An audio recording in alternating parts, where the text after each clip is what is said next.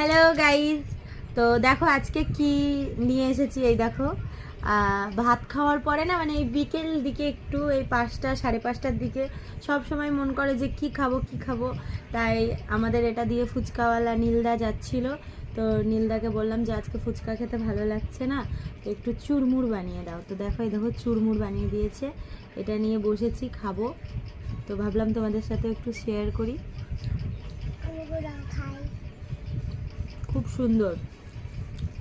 আমার মানে ঝাল খেতে পাচ্ছি না, কদিন থেকে মুখে একটা কেমন হয়ে গেছে, ঝাল কিছুতেই খেতে পাচ্ছি না, তার জন্য একটু সস দিয়ে এই দিয়ে একটু চুরমুর খেলাম।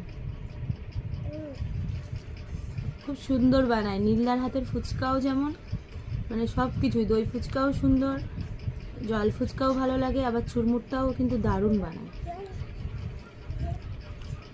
তো চলো টাটা। আর কে কে আমার মতো চুরমুর খেতে বা ফুচকা খেতে ভালোবাসো কমেন্টে অবশ্যই জানাবে। বাই।